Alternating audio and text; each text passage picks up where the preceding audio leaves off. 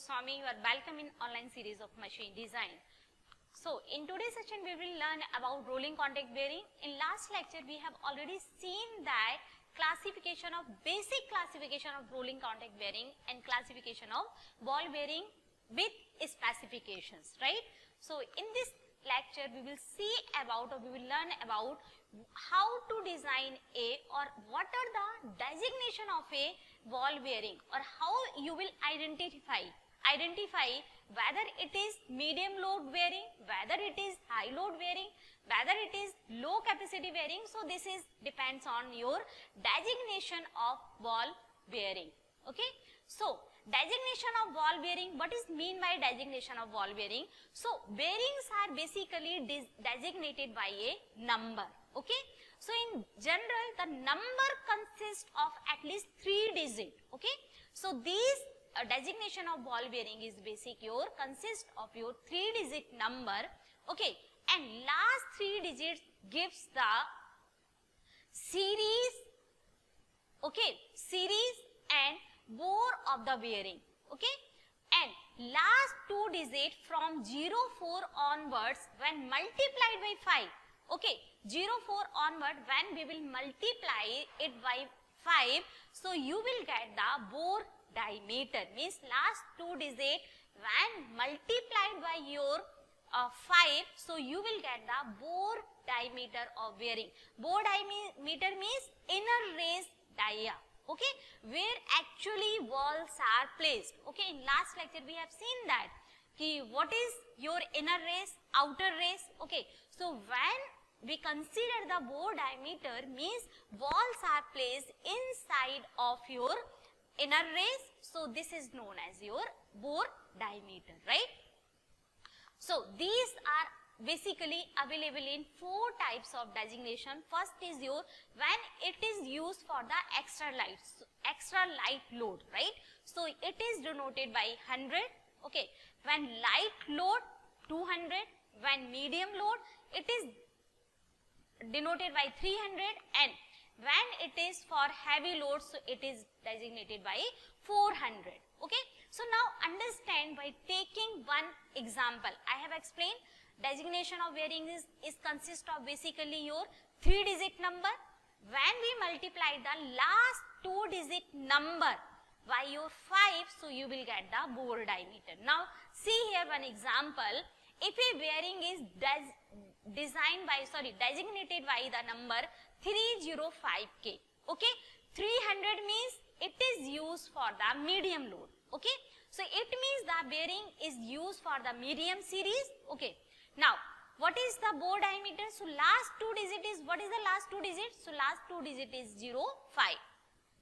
So when we will multiply 05 by your 5, so you can see here 05 multiplied by 5, so you will get the 25 mm. So this 25 mm is your bore diameter.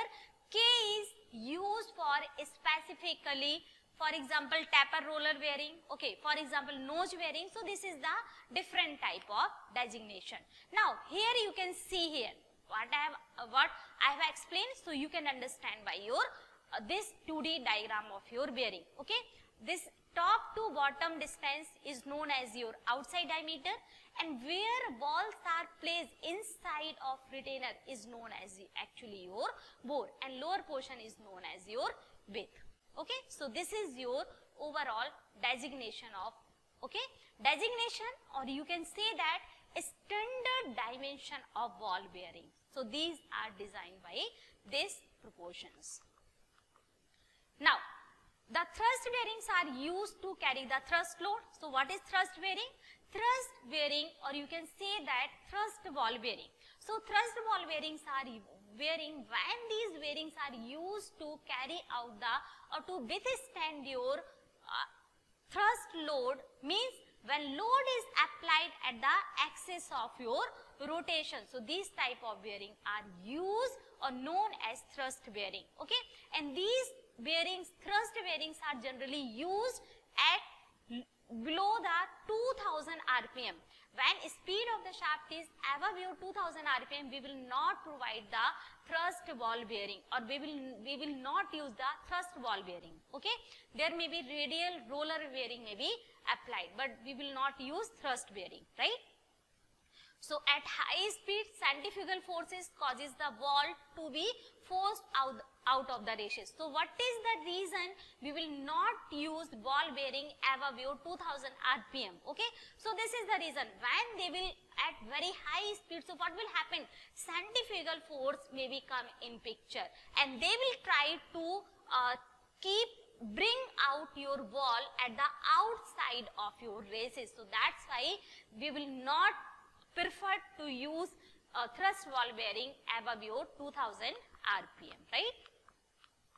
So you can see here radial bearing and thrust bearing. When load is at the perpendicular direction, so these are known as your radial bearing, and when load is at your axis of direction, so these are known as your thrust bearing. Now, so at high speed, so which bearing is recommended and we will use at high speed? So at high speed, generally we will recommend it the angular contact ball bearing. Okay, so they can use in place of thrust bearing at very high speed. Okay, so radial bearing, thrust bearing, we have already seen that.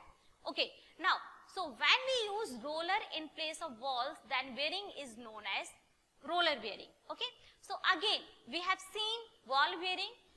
What are the limitation of ball bearing? Limitation of ball bearing was that it is used, we cannot use ball bearing above your 2000 RPM. Reason was what?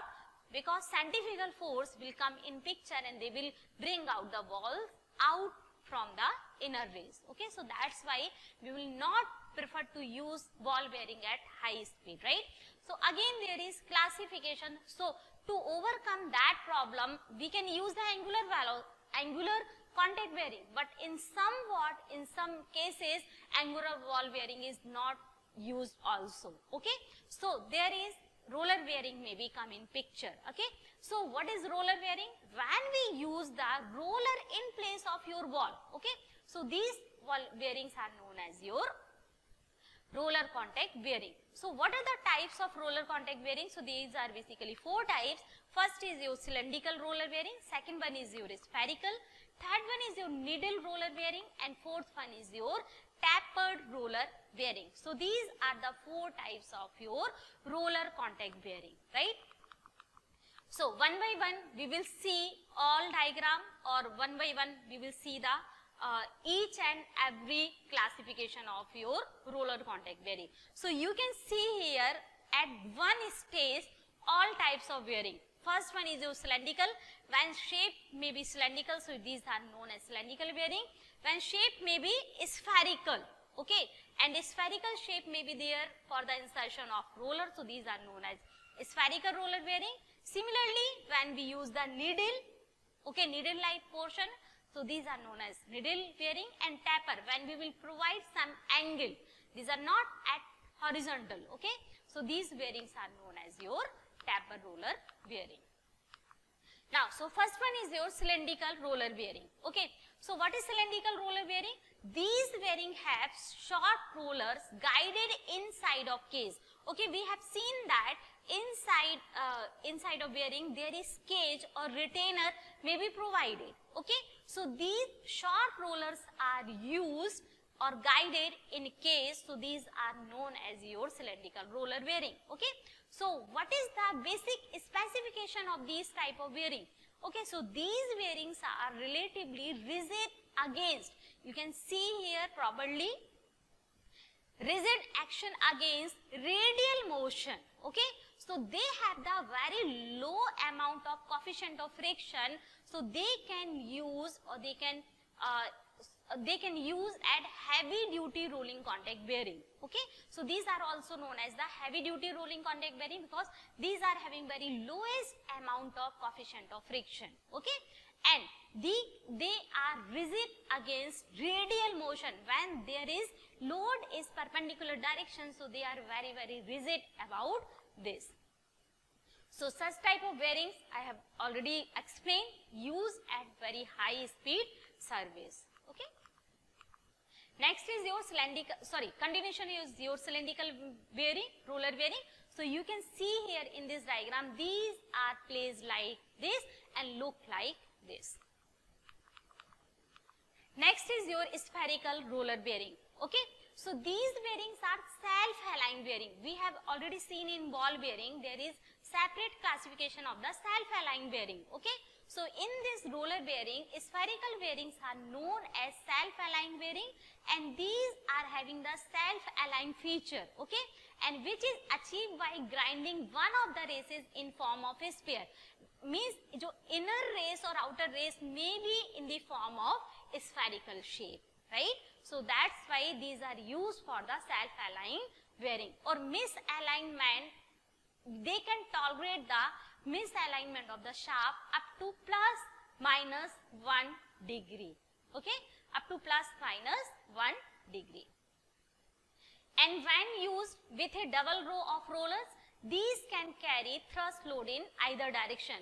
When we use, not to use only one row, when we will use the 2 rows of roller, so they can use also in thrust to take out the thrust load. Okay, so you can see here spherical roller bearing is look like this. Okay. Next is your needle roller bearing. So these bearings are relatively slender and completely fill the space. So in this, what is the specification? Specification of this bearing is there is no need of cage or retainer is required to place out the needles or rollers. Okay. So these are look like this. You can see here in this diagram. Next.